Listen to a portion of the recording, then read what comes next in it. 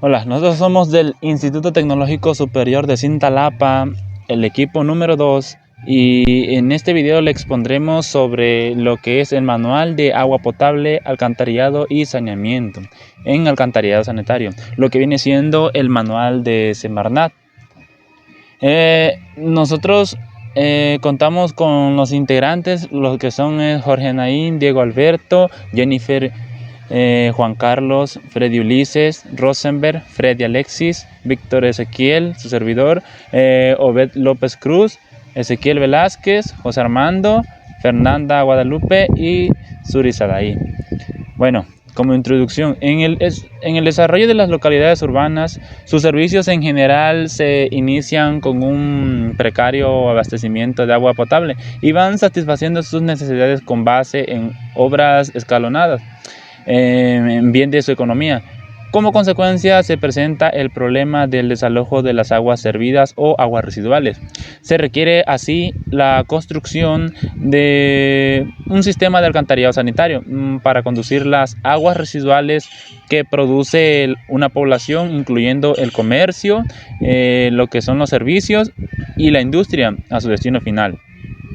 El periodo de diseño para un sistema de alcantarillado sanitario debe definirse de acuerdo a los lineamientos establecidos para cada proyecto por las autoridades locales correspondientes.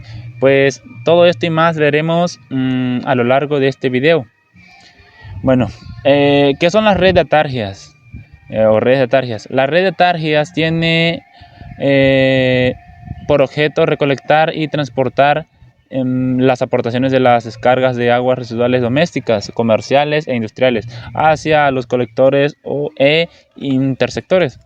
La red está constituida por un conjunto de tuberías por las que son conducidas las aguas residuales. Las aguas residuales, las que son captadas. También el ingreso del agua a las tuberías es paulatino a lo largo de la red, acumulándose los caudales, lo que da lugar a aplicaciones sucesivas de la sección de los conductos en la medida en que se incrementan los caudales. Bueno, aquí podemos apreciar lo que viene siendo un sistema de desalojo hacia la red de atargias. El objetivo es recolectar y transportar las aportaciones de las descargas de aguas residuales domésticas, o sea, en una casa habitación, también industriales y comerciales, hacia los colectores e interceptores. Aquí podemos observar lo que viene siendo el sistema del que les estoy hablando. Aquí viene el desalojo. Este es más que nada un esquema donde está pues instalado obviamente debajo del nivel de piso. Lo que está en rojo, el color rojo, es la tubería. Se desaloja y entra lo que es a un pozo de registro. Todos debemos tener un pozo de registro. Por lo general están en la banqueta de nuestra casa, afuera de la casa. Muchas veces a veces están por dentro, pero por lo general están por fuera. Y ya ese pozo de registro va conectado a lo que es la red de atargia, con lo cual ya se distribuye hacia lo que es pues lo que son pues lugares de tratamiento donde se trata las aguas residuales. También aquí esta red está constituida por un conjunto de tuberías por las que son conducidas las aguas residuales captadas. Este puede ser otro esquema, un esquema mejor visualizado, donde podemos ver mejor cómo está constituido un sistema de desalojo de agua doméstica, de residuos domésticos. Ahí está una casa, habitación.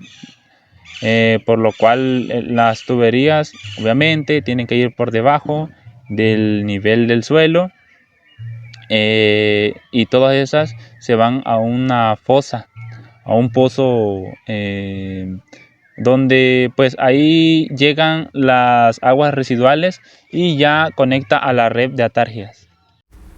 Hola, buenos días, mi nombre es Obed López Cruz. A continuación les explicaré acerca de los modelos de configuración de atargias.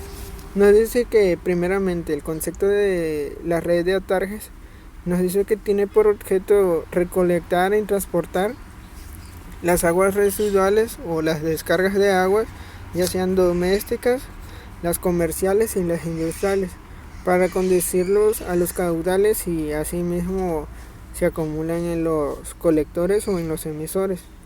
Nos dice que esta red está constituida por un conjunto de tubos por la cual circulan todas las aguas residuales.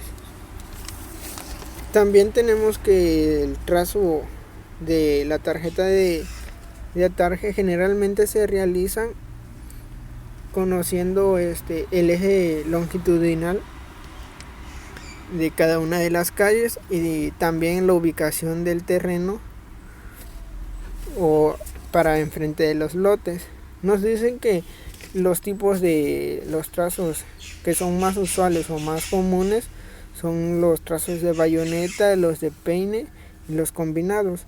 Nos dice que los trazos de bayoneta se denominan así por el trazo iniciando de una cabeza de atarje a un desarrollo, ya sea el desarrollo se puede dar en la forma de zigzag o de escaleras. Una de las características técnicas que tiene este trazo de bayonetas es que el número de cabezas se reduce a solo una y tiene el siguiente que permite un desarrollo de las atarjes que se han desarrollado a su mayor capacidad. Como se ve en la imagen, tenemos un pozo de vistas, las atarjes que solo es se puede decir una cabeza, y las cabezas de atarjes que no se ocupan porque se puede dar que es una de bayoneta. La siguiente sería el trazo de peine. Se forman cuando existen varias atarjes con dependencia al paralelismo. Empieza su desarrollo en una cabeza de atarje. Dice que una de sus características del trazo de peine que garantiza aportaciones rápidas, tiene una alta gama de valores para la pendiente. También dice que puede trabajar abajo de su capacidad y ocasiona que se desaproveche dicha capacidad del atarje o de la tubería. Ahí como se ven, las atarjes cuentan con dos cabezas. Se dice que es de peine cuando es más de una cabeza. La cabeza de atarje en la siguiente, ahí tenemos dos cabezas y un pozo de vista. Sería, por ejemplo, donde desahoga sería el emisor. Y el combinado nos dice que corresponde a una combinación de los dos trazos anteriores, del de bayoneta y de peine. Dice que particulares obligados por accidentes topográficos en la zona.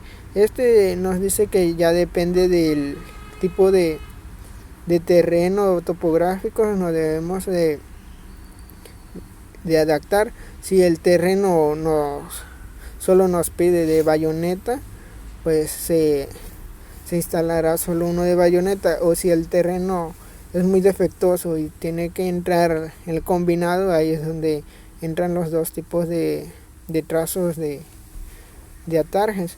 Nos dice que aunque cada tipo de trazo tiene características particulares respecto a su uso o el modelo de bayonetas, cada uno de estos trazos tiene diferentes ventajas y desventajas. Dice que cada tubería tiene una capacidad para realizar la conducción de las aguas residuales y por lo tanto cada uno cuenta con... El punto 5 es hermeticidad, el cual quiere decir que es una prueba por lo regular es de burbujeo, la cual permite o ayuda para que se pueda hacer la prueba y podamos ver de que no tiene ningún tipo de fuga. Aquí dice que con el objeto de evitar pérdida de agua y la contaminación de los acuíferos y suelos por fugas y o fallas en las uniones de los elementos que conforman el sistema de alcantarillado sanitario, las cuales trabajan en superficies libres, los cuales son pues las descargas domiciliarias, pozos, tuberías, etcétera, y garantiza la hermeticidad del sistema. Según la Comisión Nacional del Agua, emitió una norma oficial mexicana, la norma 001 de Conagua de 1995, que se llama Sistemas de Alcantarillado Sanitario. Esta son especificaciones de hermeticidad o la que la sustituya. Esta norma oficial mexicana es de observancia obligatoria para los responsables del diseño y la instalación de los sistemas de alcantarillado sanitario y los fabricantes de los componentes de los sistemas de alcantarillado sanitario de manufactura nacional y también extranjera, las que se comercializan dentro de nuestro territorio nacional. En esta siguiente tabla podemos ver los valores permisibles para la prueba de hermeticidad hidrostática de acuerdo al material de la tubería. Aquí nos aparecen 5 tipos de materiales.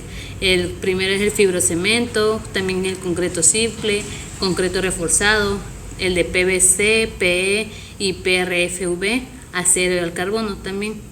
Ahí nos muestra también su diámetro nominal indicado en milímetros de cada uno de este tipo de material, su tiempo de prellenado en horas, también el agua agregada en litros por metros cuadrados de superficie mojada y la presión de prueba en megapascales, ese también en kilogramos sobre centímetros cuadrados, la cual nos va a ayudar para que podamos ver y apoyarnos para nuestra prueba de hermeticidad. Para el buen funcionamiento de un sistema de alcantarillado no basta un buen diseño de la red. Es necesario considerar aspectos importantes durante su construcción y operación. En este apartado se dan las recomendaciones que se debe de llevar para la construcción o el proceso constructivo de una red de alcantarillado sanitario. Durante la construcción de un sistema de alcantarillado se deben de seleccionar los diferentes componentes del sistema siguiendo procedimientos de construcción e instalación recomendados por fabricantes y avalados por la experiencia de constructores y organismos rectores. Los criterios de selección de los materiales y procedimientos de construcción se deben de adaptar a las características y condiciones de la zona del proyecto, tales como la disponibilidad de los componentes del sistema de alcantarillado, la disponibilidad de recursos económicos, procedimientos constructivos usuales en la zona, tipo de suelo, nivel freático, durabilidad y eficiencia de los componentes en cuestión. Cabe destacar que en el empleo de buenos materiales sin un buen procedimiento constructivo dará lugar a fallas, lo cual también sucederá si se emplean procedimientos correctos con materiales inadecuados. Las etapas de construcción que comprende una red de alcantarillado son excavación de zanja, ADM en algunas ocasiones, cama o plantilla de zanja, colocación de tubería, relleno de zanja y construcción de las instalaciones complementarias. A continuación, cada una de esas se van a explicar por mis demás compañeros. Siguiendo con el subtema 6.1.1, que es excavación de zanja, nos dice lo siguiente: para obtener la máxima protección de las tuberías se recomienda que éstas se instalen en condición de zanja de acuerdo a las características del terreno. Así deberá ser el tipo de excavación. La excavación de la zanja se puede llevar a cabo ya sea a mano o con máquina. Ver figura 6.1 A y B. Dependiendo de las características de la zona del proyecto, como puede ser el acceso a la zona, el tipo de suelo, el volumen de excavación, etc. La excavación se debe realizar conservando las pendientes y profundidades que marque el proyecto. El fondo de la zanja debe ser de tal forma que provea un apoyo firme y uniforme a lo largo de la tubería. Ok, nos dice que va a haber dos tipos de excavación que nosotros podemos realizar, ya sea a mano o a máquina, y esto va a depender de las características que implican del terreno. Dentro de las características puede influir el acceso a la zona del proyecto, el volumen de excavación y el tipo de suelo. Además, debemos de asegurarnos que el fondo de la zanja debe ser de tal forma firme y uniforme. Bueno, esta es la figura 6.1. El inciso A es excavación a mano, y el inciso B, que acá viene con otra A, pero es el inciso B, excavación a máquina. Cuando en el fondo de la zanja se encuentra en condiciones inestables que impidieran proporcionar a la tubería un apoyo firme y constante, se deberá realizar una sobreexcavación y rellenar esta con un material adecuado o adecuada plantilla que garantice la estabilidad del fondo de la zanja.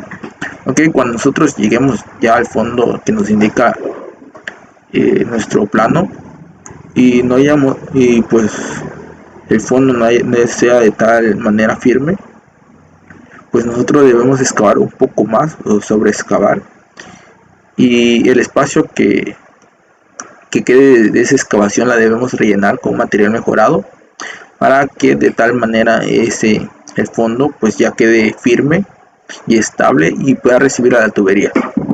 Carlos Pérez Hernández, del octavo K, el tema 6.1.2, plantilla Sucama.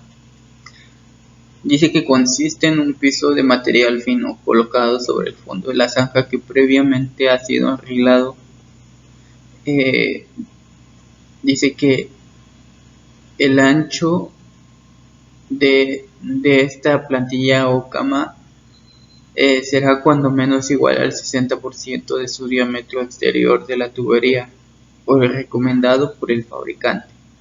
En cuanto al material, se podrá obtener de la misma excavación, o ya sea de algún banco, pero que ese material no contenga algún tipo de contaminantes o por así decir piedras que puedan dañar a la tubería a la hora de la colocación.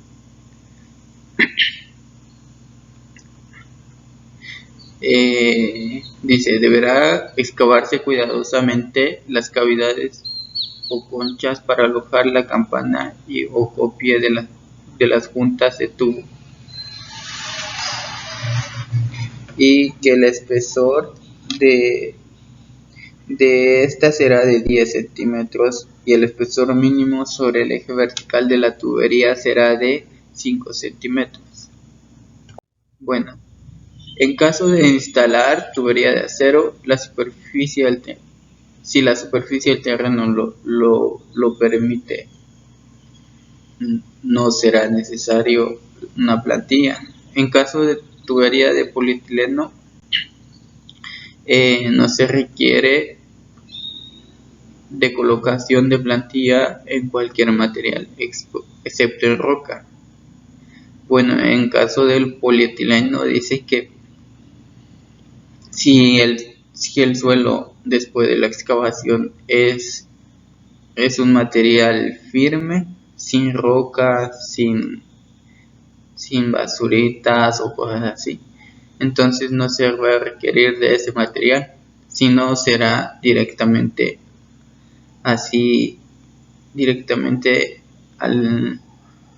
se va a ir directamente a la instalación de la tubería. En lugares excavados en rocas o petate duro, se preparará la zanja con material suave que puedan dar un apoyo uniforme al tubo, como dice aquí, tierra o arena suelta en un espesor mínimo de 10 centímetros. Mi nombre es José Armando Zúñiga Morales. 6.1.3 Instalación de tubería. Una instalación es el conjunto de acciones que hay que realizar para colocar una tubería en su posición definitiva, garantizando el cumplimiento de la función para la cual ha sido diseñada. Esto quiere decir que una vez colocada ya no podrá ser removida. Las tuberías de alcantarillado sanitario pueden instalarse sobre la superficie, pueden ser enterradas o puede ser una combinación de ambas. Esto va a depender de la topografía del terreno, de la clase de tubería y el tipo de tubería y del tipo de terreno. Va a depender de estos tres factores para saber qué tipo de instalación se va a hacer. Conociendo la topografía que va a tener el terreno, la clase de tubería a utilizar y el tipo de terreno en el cual se va a trabajar, es como se considerará su instalación. En el caso de tuberías enterradas, se debe de comprobar, de acuerdo al proyecto, la pendiente del fondo de la zanja para proceder a la colocación de la tubería en la zanja. En tuberías expuestas o instaladas sobre la superficie, estas se pueden colocar directamente sobre el terreno natural o bien en tramos volados. Suelen ser apoyados sobre estructuras previamente construidas con las preparaciones necesarias para la conexión de la tubería. Esto quiere decir que para colocar las tuberías que van a ser sobre la superficie, habrá pendientes donde no serán las requeridas para el proyecto, por lo cual habrá tramos volados en los cuales se apoyará la tubería sobre estructuras que con anterioridad serán construidas, estas con las preparaciones necesarias para la conexión de la tubería. La instalación de un sistema de alcantarillado sanitario debe realizarse comenzando de la parte baja hacia la parte más alta. Esto por facilidad de instalación. Las campanas deben colocarse siempre en dirección aguas arriba. El sistema se va a poner en funcionamiento de acuerdo a su avance constructivo. Esto quiere decir que su funcionamiento va a depender al avance que se tenga en su construcción. Cuando se interrumpa la instalación de las tuberías, se deberán colocar tapones en los extremos ya instalados. Esto con el objetivo de evitar la entrada de agentes extraños, agua, tierra, hojas o algún agente que pueda afectar al flujo de la misma.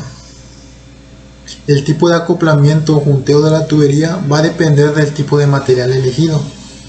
Dependiendo de nuestro material que elijamos, va a ser el tipo de acoplamiento o junteo que se va a realizar.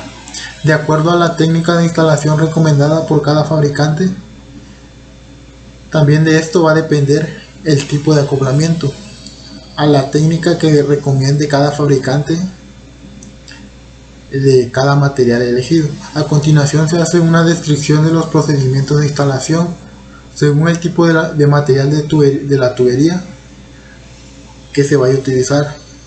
Mi nombre es Rosenberg Núñez Durante. Voy a hablar un poco acerca del tema instalación de tuberías de concreto simple y reforzado. Pues nos dice que antes de proceder a esta instalación de las tuberías de concreto simple o reforzado, se debe limpiar y posteriormente lubricar con un cepillo las campanas, cajas, espigas y anillos de hule de los tubos. Acoplar. Las juntas de hule se colocan en la espiga del tubo y posteriormente se alinea la campana y la espiga de los tubos que serán juntadas. Esto dependerá mucho del diseño del fabricante y del tipo del anillo del hule, dependiendo la necesidad.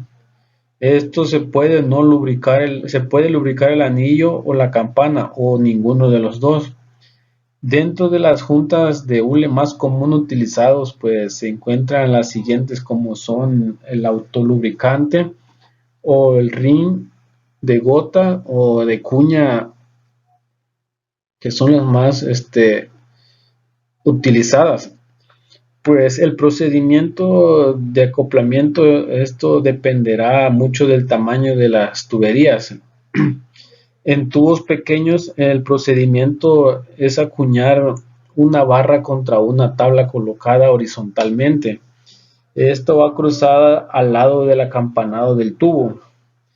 Posteriormente se debe de presionar de manera que la tabla inserte la tubería.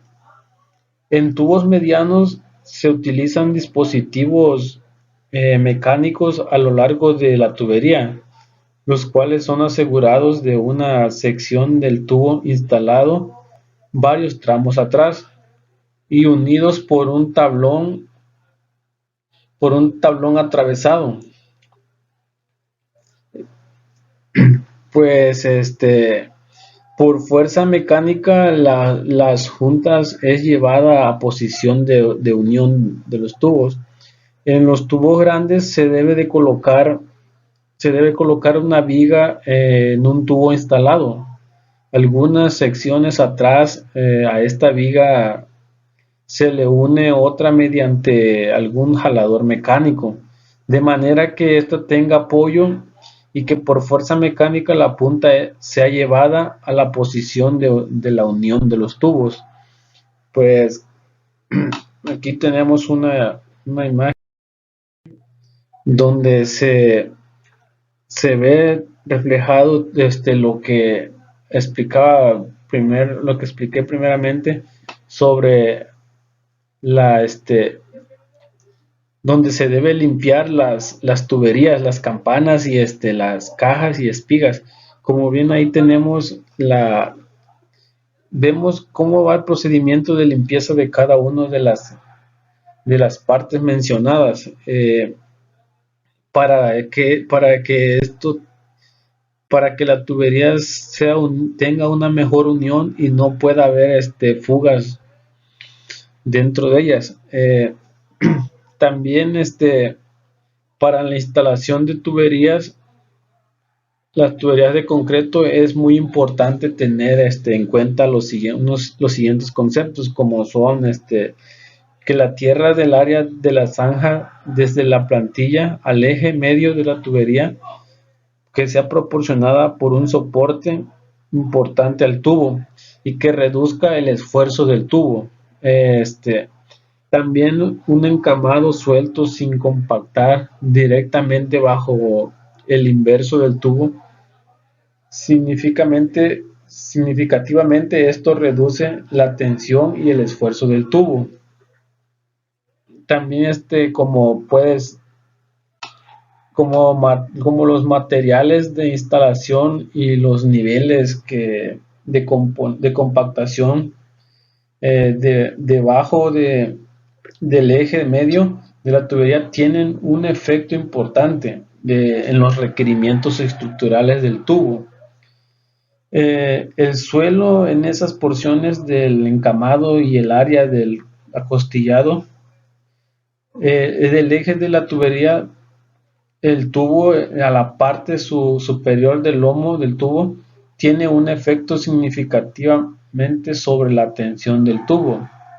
La compactación del suelo en esta área no es necesaria a menos que se requiera para las estructuras del pavimento. Pues los límites más importantes de la excavación son lo que viene siendo el ancho y la profundidad de la zanja. Esto va conforme avanza la excavación. La pendiente de la zanja se debe verificar continuamente y contra las elevaciones establecidas en el diseño del alcantarillado. Pues las profundidades incorrectas de las zanjas pueden ocasionar puntos altos o bajos en la línea que se pudiera afectar adversamente.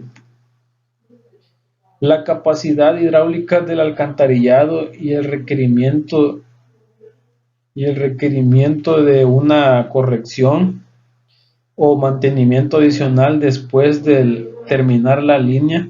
La carga de relleno transmitida al tubo dependerá directamente de lo ancho de la zanja para determinar la carga de relleno. El diseñador supone cierto ancho de la de la zanja y cierto ancho de la zanja.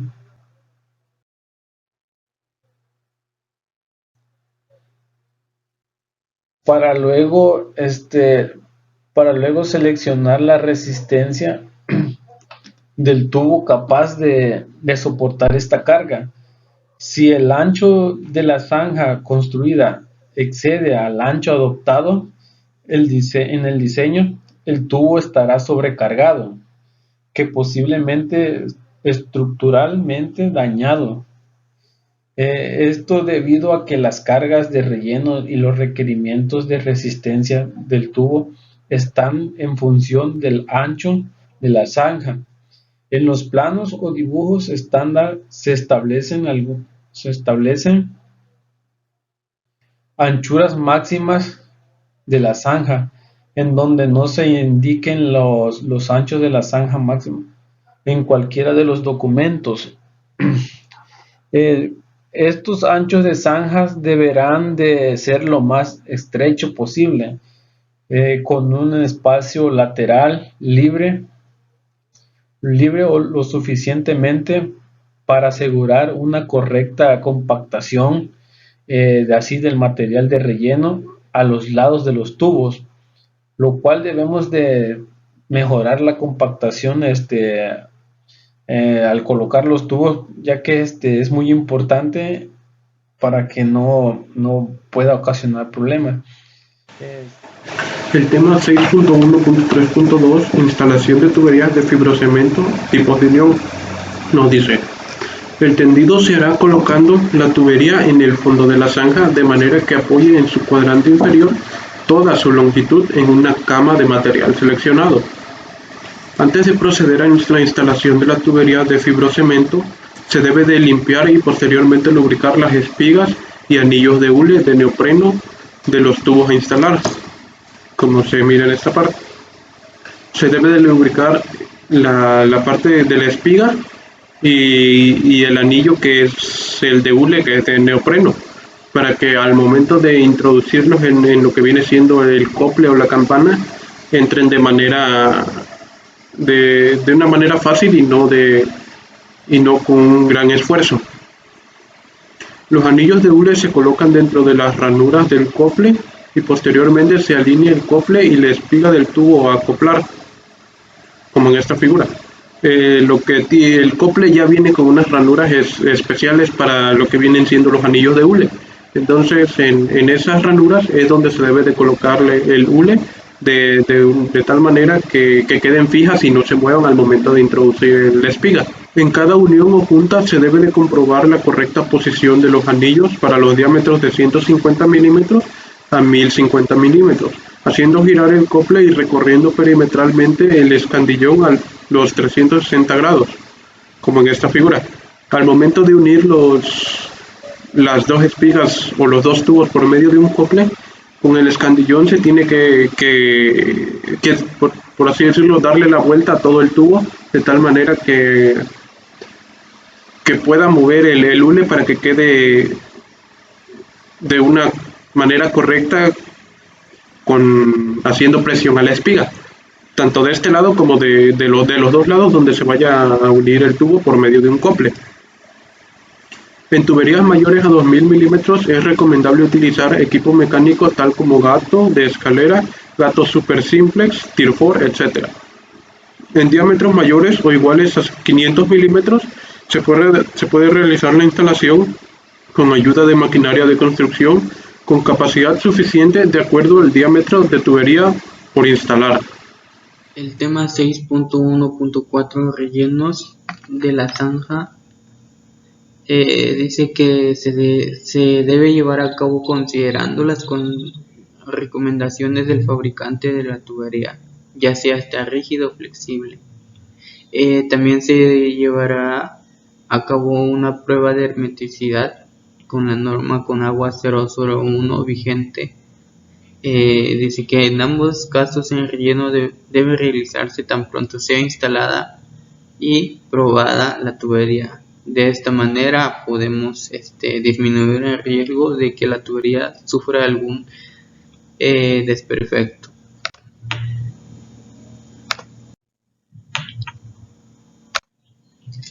Aquí hay otro concepto del relleno parcial en tuberías rígidas. Dice que una vez aprobada la prueba de inerticidad, se procederá a un correcto acostillado, que son los rellenos laterales, a todo lo largo del tubo con material granular fino, y se deberá utilizar para el acostillado una herramienta para la compactación del material y para que quede entre la tubería y la pared de las zanjas. Para el acostillado del tubo se usará un pisón de cabeza angosta.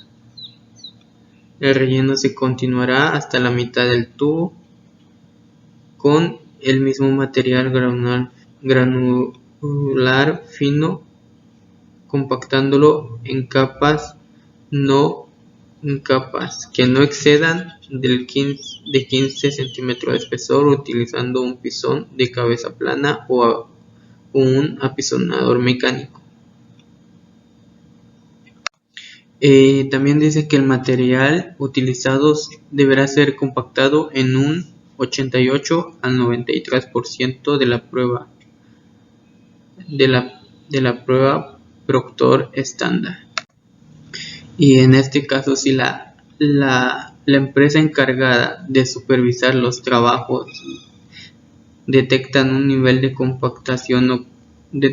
que el nivel de compactación no cumplen con lo especificado, el responsable de la construcción de la obra debe determinar las causas, retirar el relleno que no cumple y repetir el trabajo de compactación hasta alcanzar el porcentaje anterior indicado. Y para el relleno final de tuberías rígidas, en lugares libres de tráfico vehicular, después de llevar a cabo el relleno compactado, el relleno final se realizará utilizando tierra sin cribar, pero de calidad aceptable, libre de rocas mayores a 30 centímetros. Este relleno puede hacerse por volteo a mano o volteo mecánico, dejando un lomo o bordes sobre el nivel del terreno para que asiente naturalmente.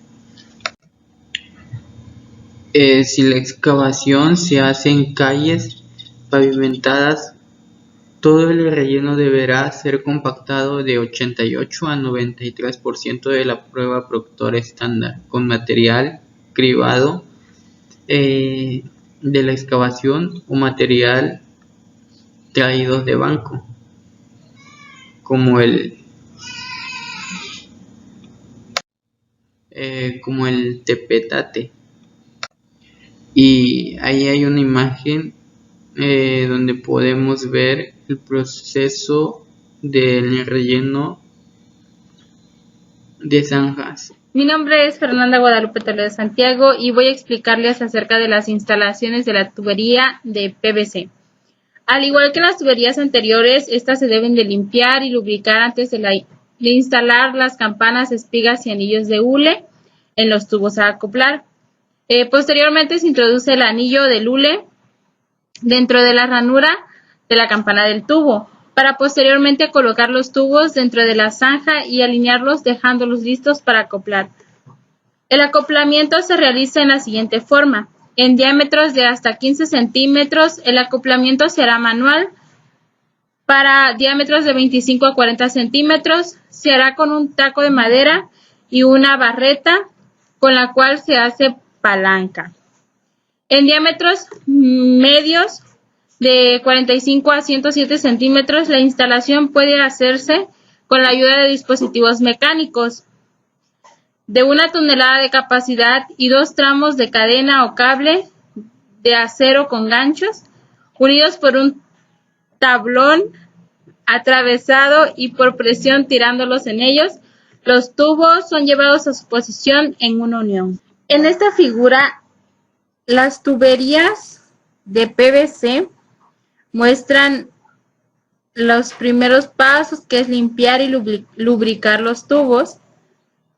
Y en esta parte pueden ver la palanca que se hace con la barreta, donde está el tapón de madera, el tope de cemento o madera para iniciar y la plantilla debajo del tubo. Y esta es la otra manera. Muy buenas tardes, mi nombre es Fede Alexis Vázquez Pérez. Les voy a hablar sobre el tema 6.1.3.4, que es la instalación de tubería de polietileno de alta densidad, PEAD o HDP por sus siglas en inglés. Bueno, primeramente les diré que el polietileno de alta densidad es uno de los plásticos más populares que tenemos en lo que se refiere a la instalación para tuberías. Tiene aplicaciones también para la industria e incluso se suele usar para fabricación de recipientes, tapas, etc. Para las instalaciones depende principalmente de diversos factores que afectarán el desempeño, como por ejemplo el material de la tubería, la profundidad de instalación, las características del suelo nativo, características del material de relleno. Estas son particularmente características que debemos tomar en cuenta, e incluso también otra de las características con la que debemos tener cuidado es con el manejo del material, pues si no se logra manejar de manera correcta podemos dañar la tubería y esto afectará el rendimiento durante el proceso de instalación. Y bien, para maniobrar estos objetos ya hay manuales. Tenemos el manual de la Semarnat, en donde viene explicado en cada punto cómo se debe maniobrar cada tipo de tubería dependiendo del material. Y bueno, por lo siguiente tenemos también lo que vendría siendo los tipos de sistemas de unión, los cuales son, por ejemplo, el sistema de unión con espiga, que se usa cuando hay tuberías coarrugadas. Tenemos también el sistema de unión por acople para tuberías coarrugadas, el sistema de unión por campana, tubería estructura, y por último el sistema de unión por termofusión. 5. Pruebas de campo en líneas de alcantarillado construidas con tubería rígida. Prueba de hermeticidad. Esta prueba de campo puede realizarse desde la tubería que ha sido asentada y alineada en el fondo de la zanja y debe llevarse a cabo conforme a lo especificado en la norma mexicana con agua 001 vigente 6.1.6. Pruebas de campo en líneas de alcantarillado construidas con tubería flexible. Para evaluar y efectuar esta prueba, el relleno de la zanja debe estar compactado a una altura mínima de 30 centímetros sobre el lomo del tubo y las campanas de los tubos y conexiones descubiertas, como se muestra en la figura 6.5. La prueba debe llevarse a cabo conforme a lo especificado en la norma mexicana con agua-001 vigente. Recomendaciones de operación. En este apartado se describirán las operaciones y equipos utilizados en el mantenimiento de un sistema de alcantarillado. Los mantenimientos previos y correctivos sería la finalidad de mantener en buen estado de conservación el sistema de alcantarillado. Resulta necesario elaborar un plan de mantenimiento preventivo, para el cual se requiere contar con planos actualizados de redes de alcantarillado en donde se especifiquen diámetros, profundidades, elevaciones de los brocales, sentidos de escurrimiento y la ubicación de las descargas de aguas negras en canales, arroyos y ríos. En estos planos se deberá marcar las zonas de la red que han presentado problemas y que requieren mantenimiento preventivo o correctivo. Con esta información se podrá elaborar un programa y un presupuesto anual de mantenimiento.